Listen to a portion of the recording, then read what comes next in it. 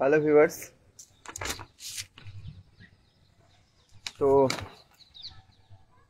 College admission যে শুরু হয়েছিল আমাদের নতুন পোর্টালের মাধ্যমে যে কলেজ অ্যাডমিশন নেওয়া হয়েছে, সেই কলেজ অ্যাডমিশনের তিনটে যে লিস্ট, সেই তিনটে লিস্ট অলরেডি আউট হয়ে গেছে এবং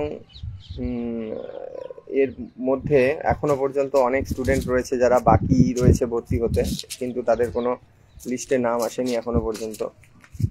তো সেই সমস্ত স্টুডেন্টদের জন্য একটা সুখবর যেটা রয়েছে সেটা হলো যে ডিপার্টমেন্ট থেকে যে সেন্ট্রালাইজড অ্যাডমিশন পোর্টাল আছে, সেই পোর্টালের মাধ্যমে হায়ার সেকেন্ডারি ডিপার্টমেন্ট থেকে আবার পুনরায় একটা লিস্ট বেরোবে, সেকেন্ড ফেজের অ্যাডমিশন লিস্ট।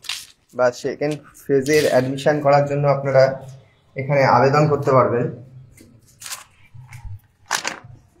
তো সেই সম্পর্কে আমি বিশদে তথ্য তোমাদের কাছে তুলে ধরছি। যারা কলেজ স্টুডেন্ট রয়েছে তাদের ক্ষেত্রে আজকের ভিডিওটা কিন্তু খুবই গুরুত্বপূর্ণ, সেহেতু তোমরা একটু ভালো করে ব্যাপারটা বুঝে নেবে। তো WBCAP অর্থাৎ যে centralise admission portal higher education ডিপার্টমেন্টের তরফ থেকে জারি করা হয়েছিল, মানে এবছর থেকে চালু করা হয়েছে। সেই অ্যাডমিশন পোর্টালের মাধ্যমে পশ্চিমবঙ্গের যে সমস্ত ইউনিভার্সিটিগুলো রয়েছে এবং তার আন্ডারে যতগুলো কলেজ রয়েছে, সব কলেজগুলোতে একসঙ্গে একটা পোর্টালের মাধ্যমে অ্যাপ্লিকেশন করা যাবে, সেই রকম প্রক্রিয়া শুরু হয়।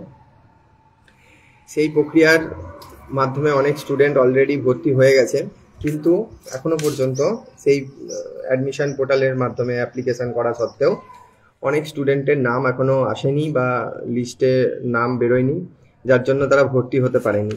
এরকম কিছু স্টুডেন্ট রয়েছে যারা অলরেডি নাম এসেছিল, কিন্তু তাদের পছন্দের মতো না হওয়ার জন্য তারা অ্যাডমিশন করেনি, কারণ যেহেতু জানতো না ব্যাপারটা, সেই জন্য তাদের সেখানেই তাদের আর ভর্তি প্রক্রিয়ায় এগানো যায়নি বা অন্য কোনো লিস্টে নাম আসেনি তারা ভর্তি না হওয়ার জন্য। এরকম কিছু স্টুডেন্ট রয়েছে এবং কিছু স্টুডেন্ট রয়েছে যারা ফর্ম ফিল আপ করার সময়তে ফর্মই ফিল আপ করতে পারেনি।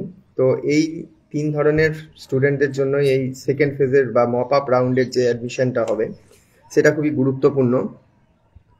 তো আমি সেই বিষয়ে কিছু তথ্য তোমাদের কাছে দিচ্ছি। সেটা হলো WBCAP সেকেন্ড যে অ্যাডমিশন ফেজ বা মপ আপ রাউন্ড হবে, সেই অ্যাডমিশনটাতে যারা এই সমস্ত স্টুডেন্ট যাদের কথা আমি বললাম, যারা একবারেই অ্যাপ্লিকেশন করেনি বা যারা লিস্টে নাম আসেনি বা যাদের ভুল কোনো কলেজে ভর্তি হয়েছে কিন্তু সেটা পছন্দের নয়, সেই সমস্ত স্টুডেন্টদের ক্ষেত্রে এই সেকেন্ড ফেজের বা মপ আপ রাউন্ডের অ্যাডমিশনটা প্রক্রিয়াটা তারা করতে পারে। এবার এখনো পর্যন্ত ফার্স্ট পেজে যে সমস্ত কলেজগুলোতে যে সমস্ত কোর্সে ভর্তি হয়েছে তার যে এখনো কতগুলো স্টুডেন্ট প্রত্যেক কলেজে সাবজেক্ট ওয়াইজ ভর্তি হতে বাকি রয়েছে, সেই লিস্টটা ডিপার্টমেন্টের তরফ থেকে 7 তারিখ কি 8 তারিখে জারি করা হবে। সেই কলেজের ভ্যাকান্সি অনুসারে যে সমস্ত স্টুডেন্টরা অলরেডি অ্যাপ্লিকেশন করে রেখেছে অথচ তাদের নাম আসেনি, তাদেরকে নতুন করে আর অ্যাপ্লিকেশন করার দরকার নেই। তাদেরকে এই যে সেকেন্ড ফেজের যে অ্যাপ্লিকেশন টাইম চলবে তখন তাদের অ্যাকাউন্টে লগ ইন করে শুধুমাত্র কলেজগুলোর নাম সাবজেক্ট ওয়াইজ তাদের আবার একটা চয়েস তাদেরকে ফিলিং করতে হবে। এই গেল।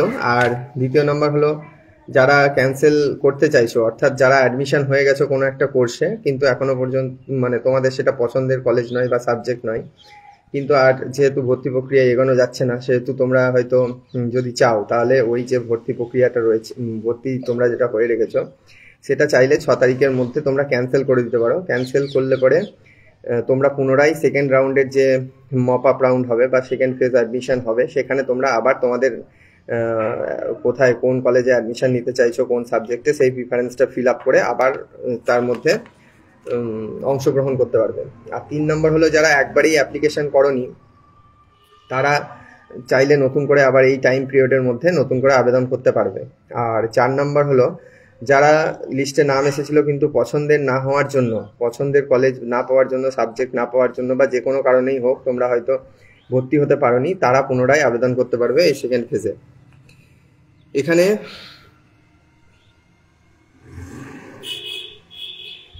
8 তারিখ থেকে 17 তারিখ পর্যন্ত পুনরায় এই সেকেন্ড রাউন্ডের অ্যাপ্লিকেশন নেওয়া হবে। কারা কারা আবেদন করতে পারবে সেটা তো বলে দিলাম। কারা কারা আবেদন করতে পারবে না, তো ফ্রেশ অ্যাপ্লিক্যান্ট যারা রয়েছে, একবারে ফ্রেশ অ্যাপ্লিক্যান্ট যারা আগে আবেদন করনি পোর্টালের মাধ্যমে, তারা করতে পারবে। নতুন করে ফর্ম ফিল আপ করে আবেদন করতে পারবে। এক্সিস্টিং যে সমস্ত অ্যাপ্লিক্যান্ট ভর্তি হয়ে গেছো কিন্তু তাদের কোনো লিস্টে নাম আসেনি, তারাও এই টাইমের মধ্যে তোমাদেরকে পুনরায় আবার চয়েস ফিলিং করতে হবে যে কোন কলেজে কোন সাবজেক্টে তোমরা আবার আবেদন করতে চাইছো, তারা আবেদন করতে পারবে। এবং যাদের নাম এসেও ভর্তি হয়নি, যার জন্য তোমরা এগোতে পারোনি পুনরায় নেক্সট প্রক্রিয়াতে, তারাও অ্যাপ্লিকেশন করতে পারবে এই টাইমের মধ্যে। আর যারা ফার্স্ট ফেজে যারা অ্যাডমিশন করে নিয়েছো কিন্তু চাইছো যে ওটা ক্যান্সেল করে আবার পুনরায় রিঅ্যাডমিশনের জন্য সেকেন্ড ফেজে অ্যাপ্লাই করতে, সেটা করতে পারো। তাহলে পরে তোমাদেরকে সেটা 6 তারিখের মধ্যে ক্যান্সেলেশনটা করতে হবে। তোমাদের সেই ভর্তিটাকে ক্যান্সেলেশন করে তোমাদেরকে আবেদন করতে হবে পুনরায়। এই গেল তথ্য একটা। আর মেরিট লিস্ট পাবলিশ হবে আবার পুনরায় সেকেন্ড ফেজের যে মেরিট লিস্ট, সেটা 8 থেকে 17 তারিখ পর্যন্ত অ্যাডমিশন নেওয়ার পর 20 তারিখে সেই লিস্ট প্রকাশিত হবে যে কারা কোন প্রথম লিস্ট বেরোবে যে কারা অ্যাডমিশন নিতে পারবে কোন সাবজেক্টে বা কোন কলেজে।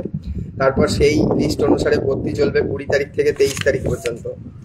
এবং 20 তারিখ থেকে 23 তারিখ পর্যন্ত ভর্তি প্রক্রিয়া শেষ হয়ে গেলে পুনরায় দ্বিতীয় আর একটা মেরিট লিস্ট বেরোবে, সেটা বেরোবে 27 থেকে 30 তারিখ অবধি, সেটাতে ভর্তি হওয়া যাবে। 27 তারিখে লিস্টটা বেরোবে এবং 27 থেকে 30 তারিখের মধ্যে ভর্তি হতে হবে।